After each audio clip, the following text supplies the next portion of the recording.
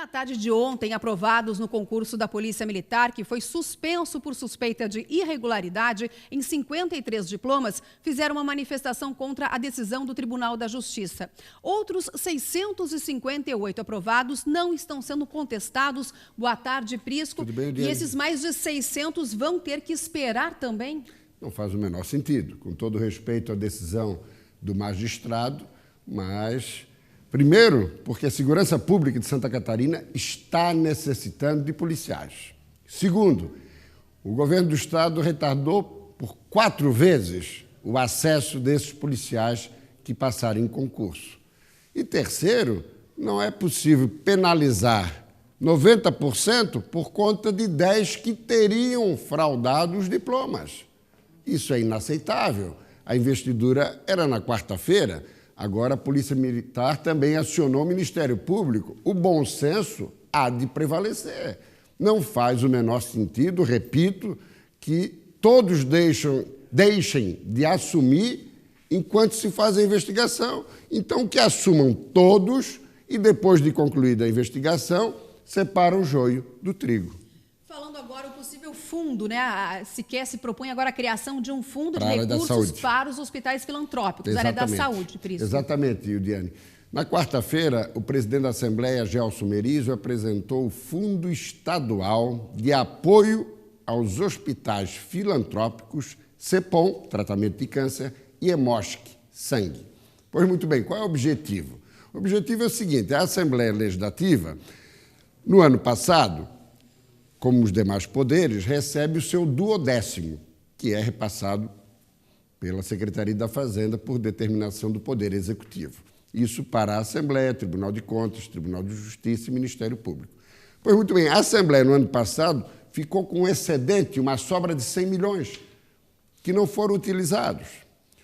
Qual é a ideia? A ideia é colocar o excedente de todos os poderes neste fundo e isso possa financiar o quê? Custeio e melhorias dos hospitais filantrópicos, que são responsáveis por 70% dos atendimentos do SUS em Santa Catarina.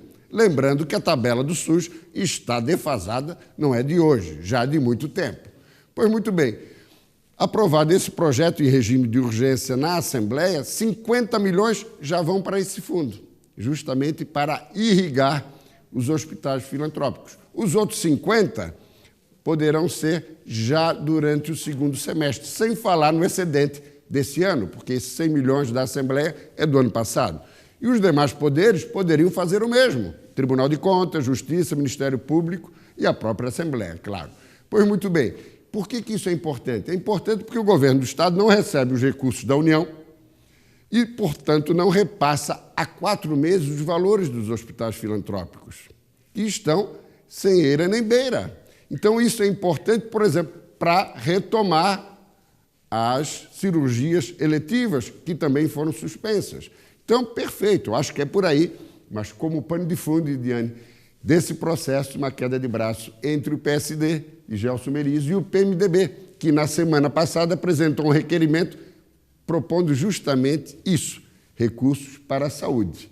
Só que o que vai prevalecer, evidentemente, é o fundo, porque foi uma solução mais engenhosa. Prisco, alguma correção sobre o comentário de ontem? É rápido. Uma pequena correção. É 15 segundos. Ontem nós falamos do estouro da boiada, da farra dos servidores, do aumento para a Câmara, Senado, Ministério Público, Judiciário. Mas eu cometi um erro. O reflexo disso não é de 20 a 30 bilhões de reais até 2019. É de 55 bilhões até 2018. Uma vergonha, sem dúvida nenhuma. E a justificativa do governo Michel Temer é a seguinte: olha, isso aí é para ficar de bem com os funcionários e para não fortalecer a mobilização do PT contra o governo Michel Temer. Então, para isso, temos que bancar 55 bilhões. Se o déficit público que o próprio governo Itamar estimou, bateu em 170 bilhões, esses 55, Ildiane, é praticamente 1/3 do déficit público reconhecido pelo governo Itamar. Isso é uma brincadeira. Vergonhoso o Brasil, a situação hoje, né, Prisco? Muito obrigada.